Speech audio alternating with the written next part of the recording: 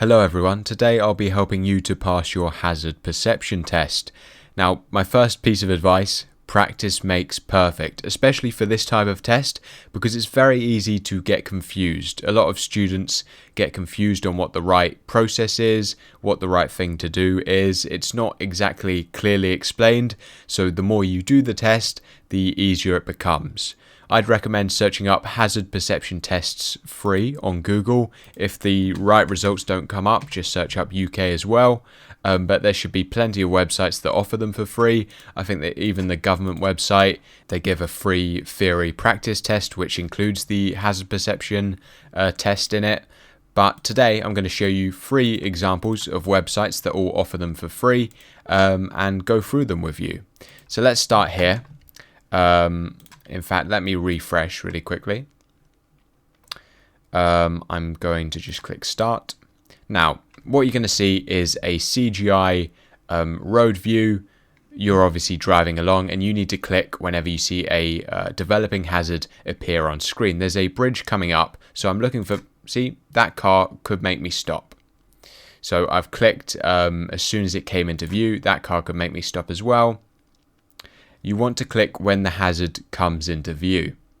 That's important. You don't click when you're about to stop. You click when it comes into view and when it's a potential hazard. If that car was all the way up in the road there and very far away from me, obviously I wouldn't click because it's not developing into a hazard that would make me react. In your actual exam, there will be 14 hazard perception clips that you need to go through and identify any developing hazards. In 13 of them, there will only be 1 developing hazard, and in 1 of them, there will be 2. So adding them all up, there will be 15 hazards in total for you to identify, and you can get up to 5 points per hazard, depending on how early you recognize it. For example, if you look on screen right now, we got 5 out of 5 points. So great timing, that's a strong score. For example, if we go on this one, I can show you a little bit more about how it's calculated and how the points are calculated. Yeah, so here we go. The clip is playing. We're going to go into full screen. And once again, we're looking for any developing hazards. So in this situation, I'm looking at these roads here. Is there any cars moving forward? There's a pedestrian up here. He's too far away, so that's not a developing hazard, so I'm not going to click. You don't get penalized for clicking too many times unless you actually spam the button and then they think you're cheating. Once again, looking at the roads here, I'm just keeping a broad view of the road ahead and just looking out for hazards. And now, this may be hard to spot, but I did see this, is that a milk truck in the window of this house there. So sort of any movement, you're looking to click the button. So any movement that you see that's sudden and might make you brake, just click the button. There shouldn't be too much time to think about it because once again, you're not getting penalized.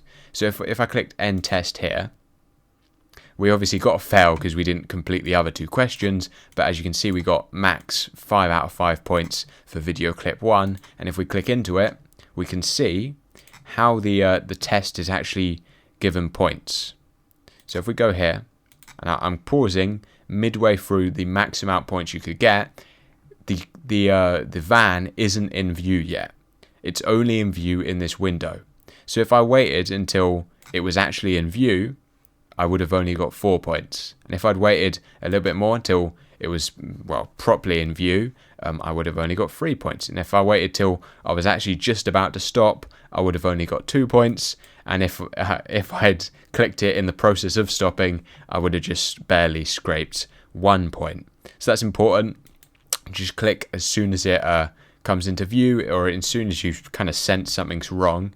In this scenario, and during the test, just to make sure, I might click it a few times. So I'd click it once when it first comes into view, maybe again shortly after, like I've done here, and then maybe just to make sure you scrape a point in case maybe you did it too early or something else happened, I might click again here, for example. So 3 clicks in total per hazard you see. And let's go on this one, just so you get, a feel for the hazard perception test. Once again, a CGI road. We're driving along. We're looking. Is there anything over here, anything over here that could stop me? Is there any pedestrians? Look, there's signs up here. Is there any cattle crossing the road? There's a bridge here. There could be a car coming over. I see nothing, so I'm not going to click anything. There's a corner here. There could be cars coming around the corner, or maybe someone crossing, or maybe ducks, for example. So just keep an eye out. We're looking. And a lot of these CGI clips are actually repeated in the test, or at least use similar formulas. So I just recommend doing everything that's available. Okay, so there's a car coming up here and a bridge. We could be having to stop with that car. See, we did have to stop.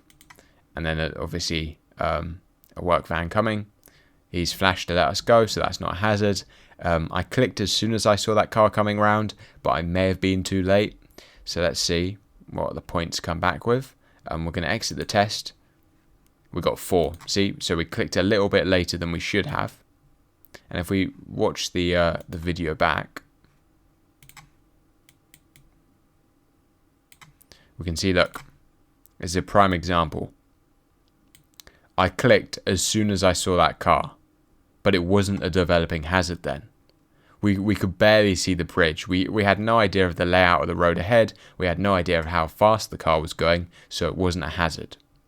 So if we'd progressed a little bit further, we can see, you know, if we'd clicked here, like, we'd still be too early, which is why I implore you to click multiple times. If you'd click here and then you went, oh yeah, that's it, the car was obviously a hazard, you would have got 0 points. Whereas obviously I clicked multiple times. I clicked when I first saw the car, when I thought it was a proper hazard, and that barely scraped me 4. I was just on the cuff, so I could have got 5 there.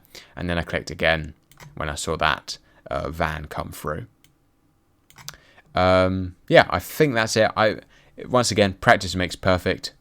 You can use the sites that I've been using today, or just search up, find your own sites. If there's a free account you can use the free account, get the free clips. They do reuse a lot of these clips, so just have a go, and I'm sure you'll do great.